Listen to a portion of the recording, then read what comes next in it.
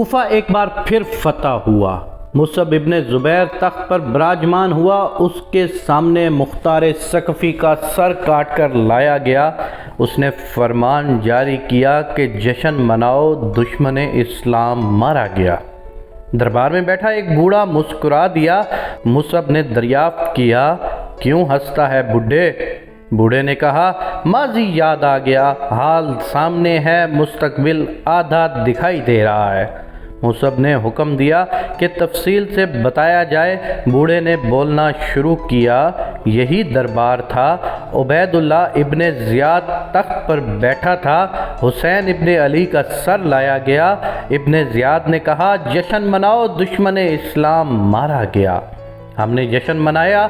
ایک بار پھر یہی دربار تھا جس مختار ثقفی کا سر تیرے تخت کے نیچے پڑا ہے، یہ اسی تخت پہ بیٹھا تھا۔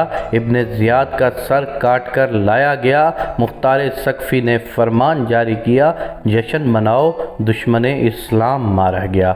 ہم نے جشن منایا۔ آج وہی دربار ہے، تو تخت نشین ہے، مختار ثقفی کا سر لایا گیا ہے، تیرا حکم ہے جشن مناؤ، دشمن اسلام مارا گیا۔ ہم آج بھی جشن منائیں گے، کل بھی یہی دربار ہوگا۔ یہ تو نہیں جانتا کہ تخت پر کون بیٹھا ہوگا، لیکن اتنا پتا ہے کہ سر تیرا ہوگا اور فرمان جاری کیا جائے گا، جشن مناؤ، دشمن اسلام مارا گیا، اور ہم جشن منائیں گے۔ بوڑھے کی پیشن گوئی کے عین مطابق کوفہ کے دربار میں عبد المالک بن مروان کے سامنے مصعب بن زبیر کا سر پیش کیا گیا اور اس نے جشن منانے کا حکم دیا۔ کسی نے بوڑھے کی بات کا عبد المالک بن مروان کے سامنے ذکر کیا تو عبد المالک بن مروان نے فوراً دربار کی عمارت کو گرانے اور دربار کو کوفہ کے کسی اور علاقے میں تعمیر کرنے کا حکم دیا۔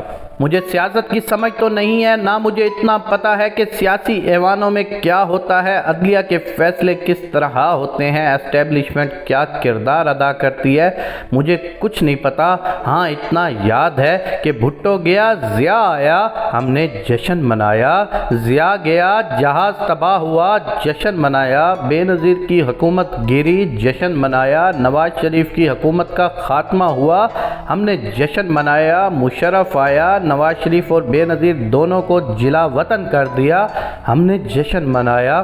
دونوں واپس آ گئے، ہم نے جشن منایا۔ مشرف گیا، ہم نے جشن منایا۔ گیلانی حکومت ختم ہوئی، ہم نے جشن منایا۔ نواز شریف حکومت ختم ہوئی، جشن منایا۔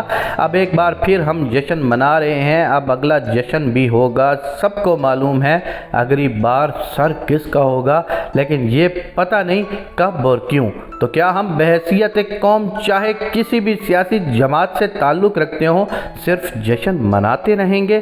کیا ہم سوچنے کی صلاحیت رکھتے ہیں؟ اگر رکھتے ہیں تو سوچتے کیوں نہیں ہیں؟ اندھی تقلید کوئی ہم سے سیکھے، ہمارا حال دیکھیں۔ ہمیں چوری اور کرپشن پر کوئی اعتراض نہیں، بس چور اور کرپٹ ہماری مرضی کا ہو۔ اس قوم کو کسی عبد المالک کی تلاش ہے جو اس عمارت کو گرا کر نئی عمارت کی تعمیر کا حکم دے۔ ہمارے ملک میں کوئی بھی مرتا ہے، نیا تخت نشین ہوتا ہے، کوئی تخت سے گرایا جاتا ہے، ہمارا کام صرف اور صرف جشن منانا رہ گیا ہے۔ آئیے دوستو مل کر تاریخ کے ان اوراق کا مطالعہ کرتے ہیں کہ ہم جشن منانے والے ہمیشہ نقصان میں رہے ہیں۔ ہمیں اس عمارت کو ہی گرا کر نئی عمارت تعمیر کرنا ہوگی تاکہ مملکت خداداد پاکستان اپنی ترقی کی منزل پر گامزن ہو سکے۔